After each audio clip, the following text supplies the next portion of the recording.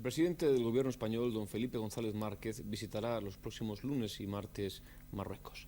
En muchas ocasiones, los españoles hemos podido tener la sensación de que Marruecos es un país tan cercano como lejano. A pesar de las declaraciones de buena vecindad, los problemas surgen una y otra vez. Cuando no es por cuestiones comerciales, es por reclamaciones territoriales. Estos problemas impiden ver la compleja situación política marroquí y también su compleja situación cultural. Estas situaciones tienen mucho que ver con nuestros problemas bilaterales. Centinela, centinela, centinela del serrallo, alerta, alerta que vienen los moritos de a caballo. La plaza de Tánger la van a ganar, también han ganado la de Tetuán.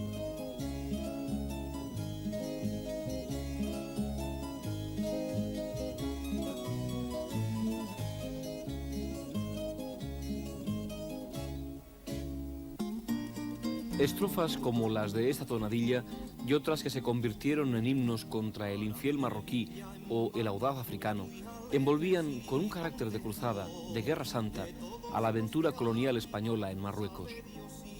Esta época ensombreció nuestra imagen de lo moro con prejuicios, sospechas y recelos que solo un conocimiento profundo y respetuoso pueden iluminar. Como decía Benito Pérez Galdós, el moro y el español son más hermanos de lo que parecen. Quiten un poco de religión, quiten otro poco de lengua y el parentesco y el aire de familia saltan a los ojos. En 1956 llega la independencia de la mano de Mohamed V tras 50 años de dominación franco-española. El antiguo sultán murió después de haber iniciado la redacción de una nueva constitución en mayo de 1960 y sus restos descansan en este mausoleo de Rabat, levantado sobre las huellas de un pasado esplendoroso y milenario. La coronación de Hassan II en 1961 significa la consolidación de la línea empezada por su padre y que pasaba por una paulatina modernización. Hoy, la aparente democracia marroquí sobrevive a pesar de sus grandes defectos y contradicciones. En el año 81 se estimaba la población de Marruecos en unos 20 millones de habitantes. El último censo recién terminado y cuyas cifras todavía no han sido publicadas parece que ha deparado algunas sorpresas. La mayor precisión y rigurosidad de los nuevos métodos aplicados muestran un crecimiento inesperado, con cifras, se habla, muy superiores a los 25 millones de habitantes. Aunque el 60% de la población vive en el medio rural, hay una migración masiva a las grandes ciudades como Casablanca, Rabat, Fez, Tánger, etc. Esto provoca un crecimiento descontrolado. Hay una enorme construcción ilegal. Se edifica por la noche para evitar los controles municipales. La solidaridad en la pobreza hace que las viviendas sin infraestructura sanitaria básica proliferen como las setas en la oscuridad. Solo en la ciudad de Fez, por ejemplo, hay un déficit anual de 38.000 viviendas. Una vivienda de 3 piezas paga de alquiler entre 25 y 30.000 pesetas en el centro de las grandes ciudades, lo que representa más del 80% del sueldo de un funcionario medio. Según cifras del Banco Mundial, más de 8 millones de marroquíes, o sea, un tercio de la población total, vive en la más absoluta pobreza. De estos barrios periféricos de Casablanca, como el de Bornacel o el de Mohammadi, que ahora ven en estas imágenes, se concentraron miles de manifestantes el 20 de junio de 1981 para iniciar una marcha de protesta por las retiradas de las subvenciones estatales a algunos productos alimenticios básicos y por la carestía de la vida. La manifestación, convocada por la Confederación Democrática de Trabajadores, empezó de forma pacífica y terminó con enfrentamientos con la policía y el ejército. El número oficial de bajas fue de 66, pero la oposición, en este caso más fiel a la realidad, multiplica la cifra por 20.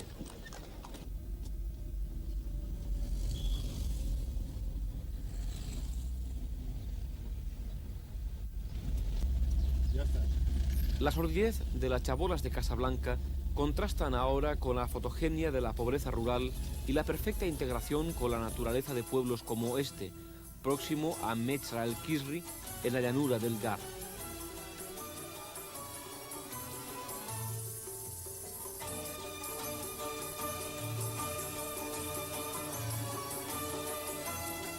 A pesar de todo, la dureza de las condiciones de vida en el campo, la sujeción a una economía puramente de subsistencia, explica el éxodo rural.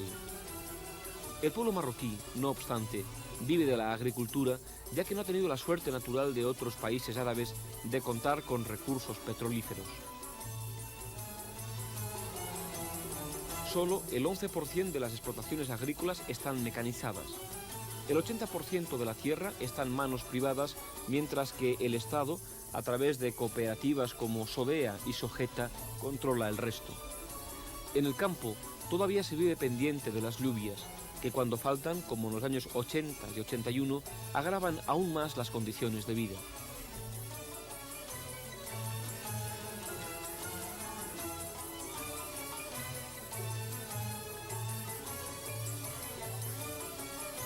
Por el contrario, las buenas cosechas del año pasado hicieron rebosar los silos y hubo que almacenar los cereales en graneros improvisados, honestos ya centenarios de la ciudad de Fez.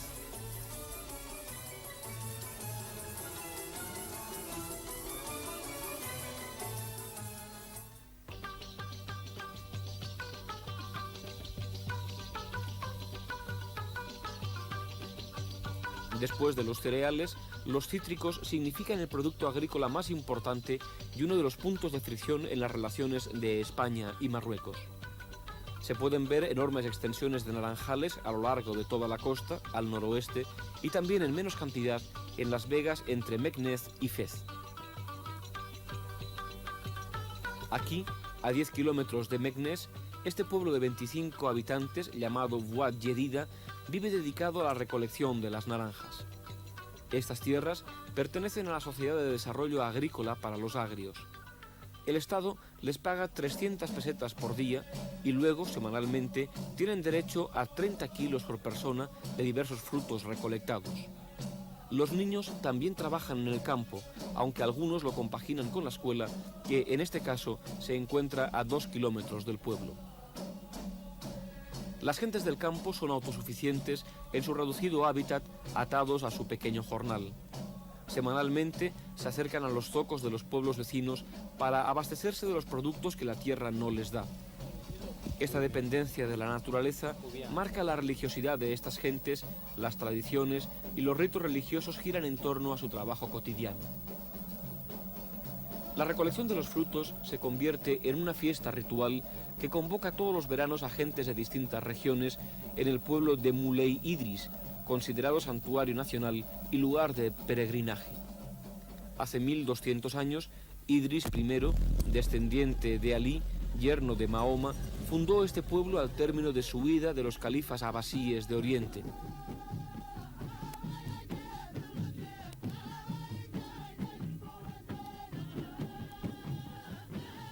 Esta mezquita, en la que entró Informe Semanal, resulta de imposible acceso para el visitante no musulmán.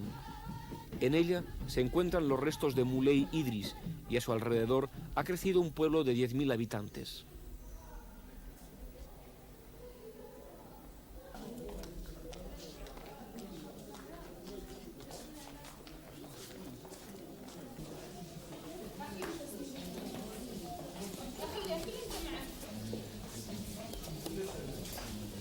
La religión en Marruecos, el Islam, está enraizado en la vida misma, pasa por el poder. Según la Constitución marroquí, en su artículo 19, el rey es el príncipe de los creyentes a la vez que símbolo político.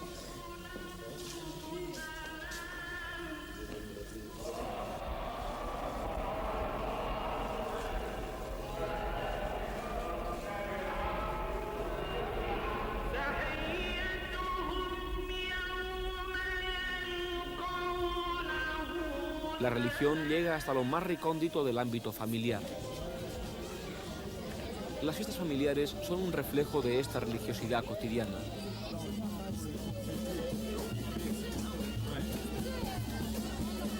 Las cámaras de Informe Semanal, en su rodaje por la vieja Medina de Fez, captaron de forma casual este cortejo que festejaba la circuncisión de un niño de 7 años. Esta ceremonia empieza cuando el niño es raptado con el consentimiento de los padres por los parientes cercanos que lo ponen en manos del barbero familiar, que como en la España medieval es a la vez practicante, dentista y enfermero. Este hombre es el encargado de practicar el doloroso corte que durará un instante. A las madres no les está permitido presenciar la operación y permanecen en un lugar apartado de la casa con los pies sumergidos en una palangana de agua fría. Después del ofrecimiento del nuevo varón a Muley Idris, viene la fiesta a la que se invita a familiares, amigos y vecinos.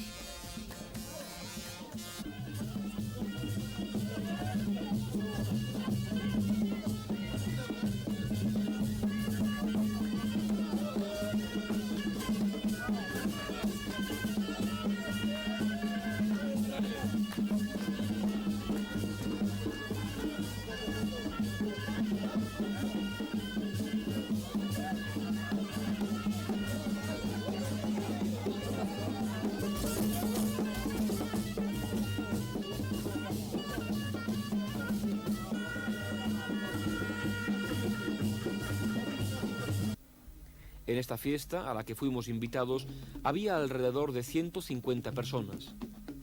Los hombres comen primero. Se sirve bastela seguida de carne y finalmente pollo con aceitunas y almendras.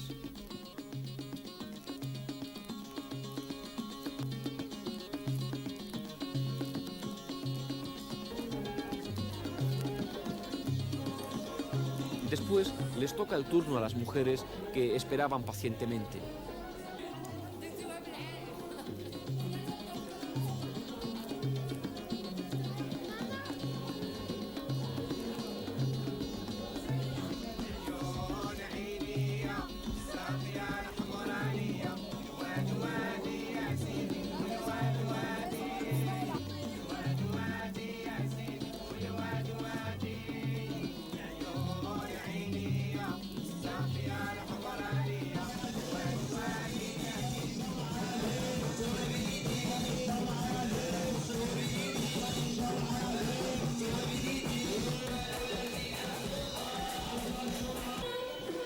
La música envuelve la fiesta hasta las primeras horas de la mañana y sirve de licencia para que las mujeres dancen y olviden su recato impuesto por la dependencia del varón.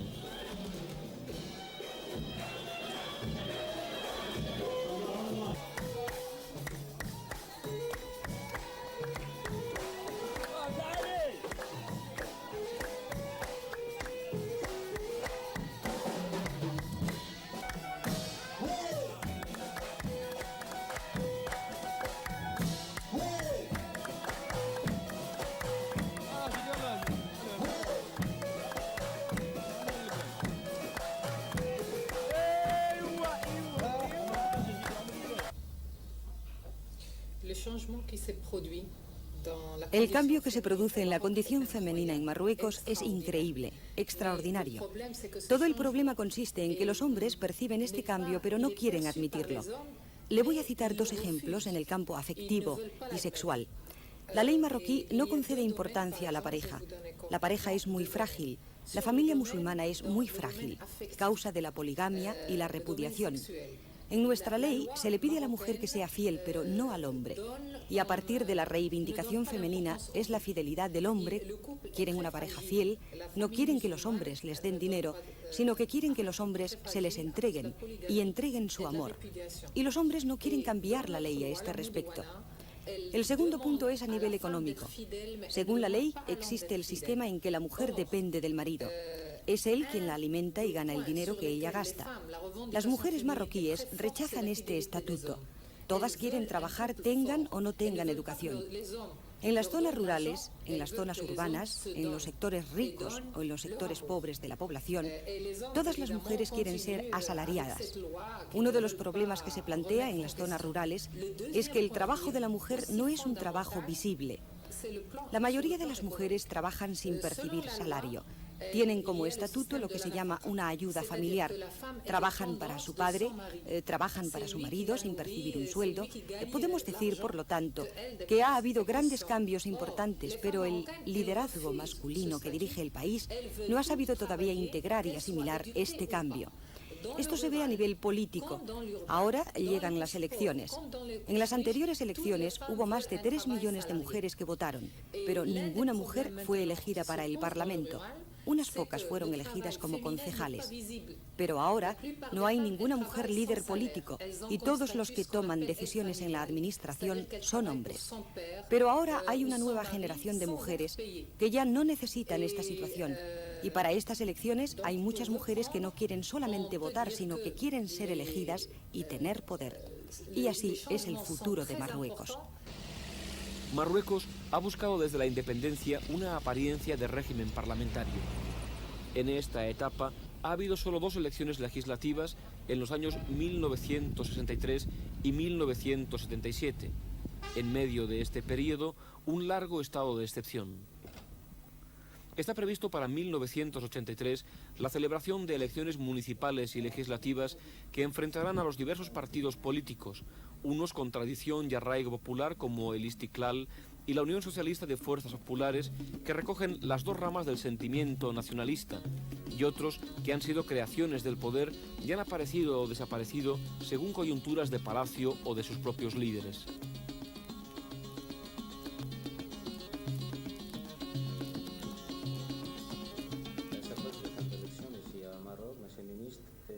De nouveaux partis de gauche, de nouveaux partis de droite. Qu'attendez-vous de cette prochaine élection? Comme je vous le disais, notre souhait de tout Marocain est... Tal como sabe usted, nuestros deseos, los deseos de todos los marroquíes, al final de esta legislatura y a la vista de las próximas elecciones, es ver afianzarse nuestra experiencia democrática de manera serena y transparente.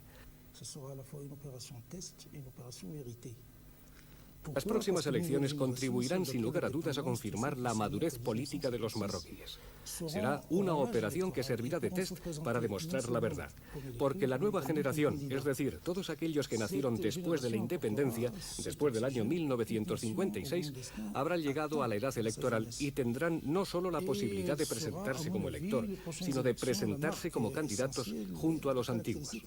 Esta generación aportará este oxígeno tan deseado por toda la nación y pienso que será la principal característica de las próximas elecciones, característica que le permitirá contribuir a la edificación del Gran Magreb.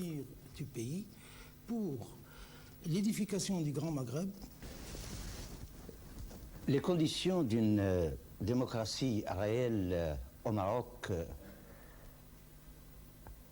c'est le problème qui se pose. Las condiciones de la democracia real en Marruecos es justo el problema que se plantea.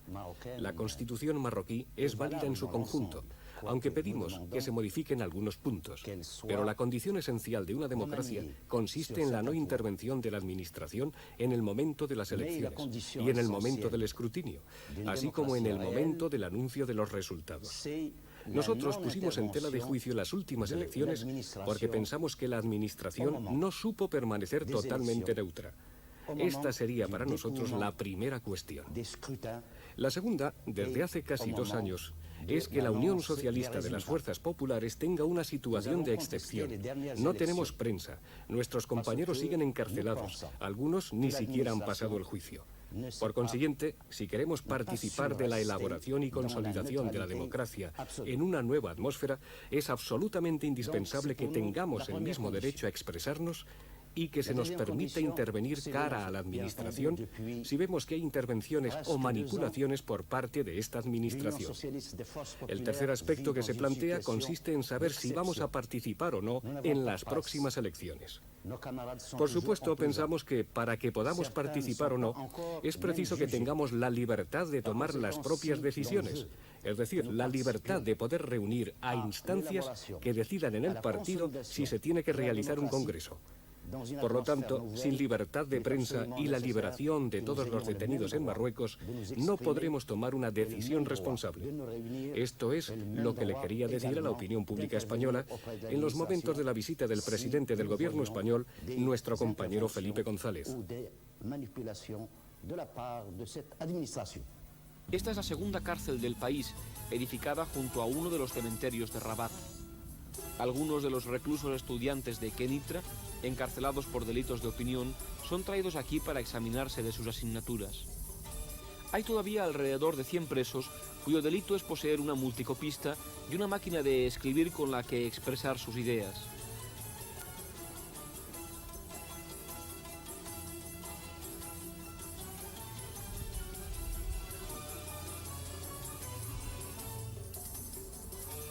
Uno de estos hombres es Abdelatif Lahabi, arrestado en 1972 y liberado después de 8 años y medio. Actualmente no tiene pasaporte ni le han devuelto su puesto de trabajo como profesor de francés en un instituto. Je pense qu'il ne peut pas y avoir d'épanouissement de la culture dans un pays. Yo pienso que no puede haber un desarrollo de la cultura en un país sin un pensamiento crítico, sin una opinión. El hecho de expresar una opinión, el ser considerado como un delito, sea cual sea esta opinión.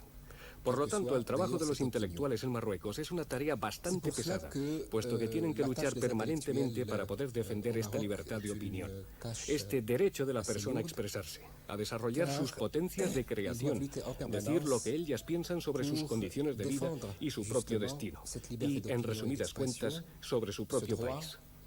Los intelectuales en Marruecos son considerados como si fueran menores de edad. Sin embargo, han alcanzado ya un grado de madurez en cuanto al enfoque de realidad del mundo árabe. Además, una de las cosas más notables en Marruecos es que el bagaje cultural se ha convertido quizá en más interesante que el debate político. Creo que el debate cultural propone una nueva lectura de nuestro pasado, una reinterpretación de la realidad en Marruecos y un nuevo enfoque actual tanto en Occidente como en el mundo árabe. Por otra parte, yo creo que la historia de las relaciones de Marruecos y España a nivel cultural, intelectual, ha sido un malentendido perpetuo. Esto proviene, por parte española, de las secuelas de cierto eurocentrismo y por parte de Marruecos de una tendencia de ciertos intelectuales marroquíes de considerar a España como la periferia de Occidente. Sin embargo, Marruecos, a causa de sus intelectuales hispanizantes, puede ser un factor notable de reproducción y distribución de la cultura hispana, sea ibérica o latinoamericana. La redistribución y reproducción se puede hacer para todo el mundo árabe y para todo el mundo musulmán. Creo que España posee expertos islamizantes y arabizantes que son autoridades en este campo y que pueden desempeñar un papel realmente notable para dar a conocer la cultura árabe, así como la realidad del mundo musulmán.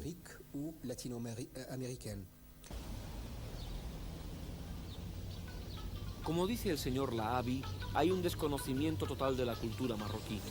Quizás habría que decir que a pesar de sus esfuerzos por trascender, esa cultura está circunscrita a una minoría de élite que, a partir de una educación afrancesada y españolizada según las zonas, ha redescubierto su propia cultura. El pueblo llano sigue siendo analfabeto en un 75%. Marruecos tiene universidades en Rabat, Fez, Marrakech, Oujda y Tetuán. El curso actual ha estado jalonado de huelgas estudiantiles. Aquí, en la Universidad de Rabat, nos contaron los estudiantes que llevaban cerca de 2 meses sin clase en protesta por el nuevo plan de reforma universitaria, por la distribución de becas y por los nuevos sistemas de exámenes. A la universidad accede solo una mínima parte de la juventud, menos del 4%. En la enseñanza primaria, solo el 44% de los niños están escolarizados. El resto se ven obligados a trabajar. The situation in all the country is the same? Or only in Rabat? El nivel de empleo de la población marroquí es bajísimo. La inflación es superior al 14% y la deuda exterior representa más del 40% del Producto Interior Bruto.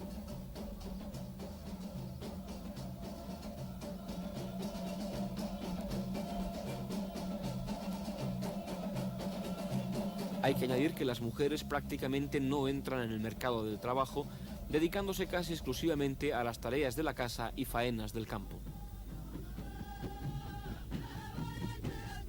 En cuanto a los hombres, más de 650.000 han tenido que emigrar. De estos, 450.000 viven en Francia y en España fluctúan entre los 20 y los 100.000. La población crece a un ritmo del 2,5% y tiene una estructura predominantemente joven. El 65% de la población es menor de 21 años. La enorme cantidad de mano de obra que esto representa es absorbida después de la agricultura y la industria por un sector artesanal que tiene a su alrededor un conjunto de pequeñas industrias y gran número de comercios distribuidos a lo largo y ancho del país. Para conocer este mundo asombroso de los gremios artesanales, nos detuvimos en Fez.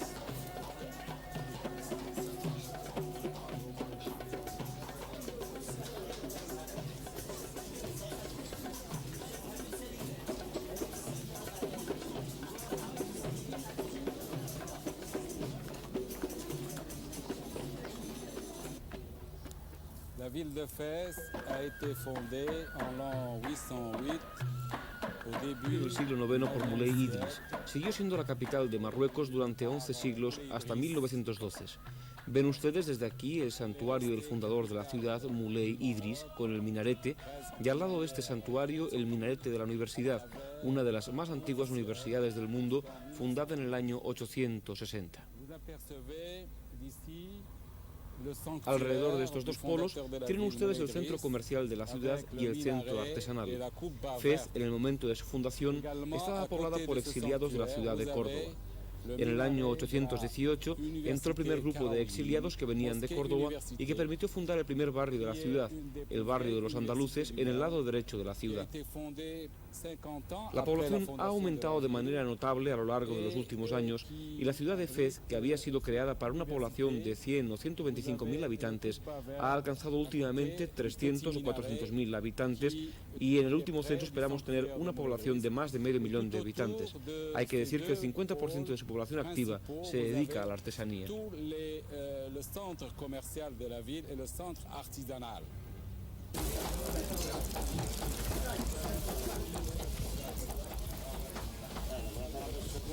La gran industria se encuentra en Casablanca.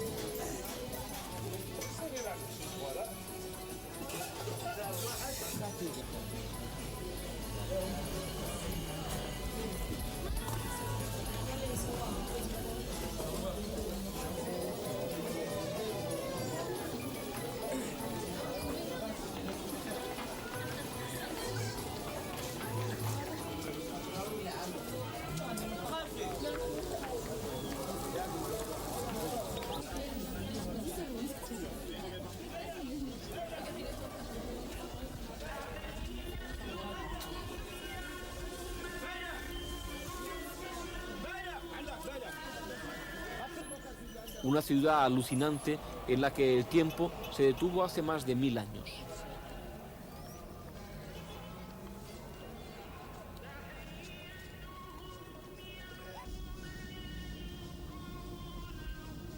La gran industria se encuentra en Casablanca. Esta ciudad es la otra cara de la moneda. Representa la convivencia de la polución industrial con el hacinamiento humano. Este es el puerto de la primera ciudad industrial del país.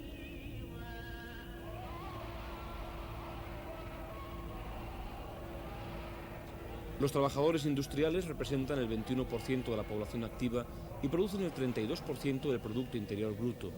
Los fosfatos representan el principal producto de exportación.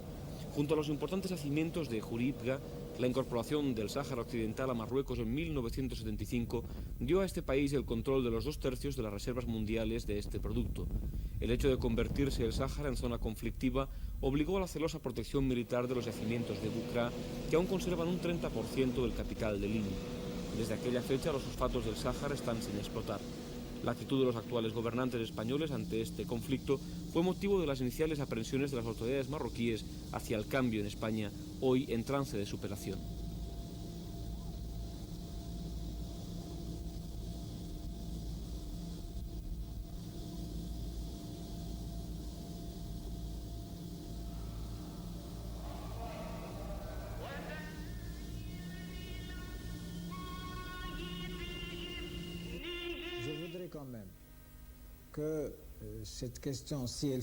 En Marruecos tenemos otros asuntos que también nos interesan, además de la pesca. Tenemos el asunto de los transportes en territorio español. Tenemos la cuestión de los intercambios a nivel comercial, que son otros elementos muy importantes en la vida de nuestros dos países. Tenemos la cuestión del intercambio y del desarrollo de las relaciones tecnológicas, el intercambio cultural, que es un elemento muy importante. La vida de los súbditos marroquíes en España y los españoles en Marruecos quizás no tengan mayor importancia que la pesca, pero tienen por lo menos la misma. Pero quisiéramos confirmar que lo que deseamos ante todo en Marruecos es que estas relaciones se basen en un principio fundamental que consiste en un equilibrio para defender los intereses de unos y otros. Deseamos con respecto al asunto de la pesca llegar a un acuerdo futuro más duradero y que permita la defensa de nuestros intereses. No podemos pensar solo en lo inmediato, en hoy, sino también en el futuro para el tratamiento de esta riqueza común. No le tengamos miedo a la palabra común, porque son riquezas que nos pertenecen a todos y que tendríamos que explotar, puesto que nos atañe a unos y a otros. Esto es lo que deseamos y esperamos llegar a concluir un acuerdo a largo plazo, para mayor tiempo, basándonos en la defensa de este equilibrio tan necesario para todos. Por consiguiente, la visita del señor Morán con el nuevo gobierno fue muy oportuna y permitió un intercambio de puntos de vista que demostró que había un mayor número de puntos convergentes que de puntos divergentes. La visita del señor primer ministro en Marruecos nos dará la oportunidad de comprobar que existe una gran convergencia y esperamos que nos permitirá afianzar las buenas relaciones que existen entre los dos países y los dos pueblos. Debo decir que con la llegada al poder de los socialistas sentíamos cierto temor, no lo ocultamos, a causa de la posición tomada por el Partido Socialista en ciertos organismos internacionales con respecto a ciertos asuntos que para nosotros son primordiales, también como por ejemplo el asunto del Sáhara, y sentíamos cierto temor al no saber si el nuevo gobierno iba a plantearse las cosas de manera responsable y concreta. La visita del señor Morán unas semanas después de la instauración del nuevo gobierno fue una visita oportuna, en el transcurso de la cual intercambió puntos de vista con los responsables marroquíes con respecto a casi todos los temas. Plus long souffle et sur cette base d'équilibre dans la défense des intérêts des uns et des autres.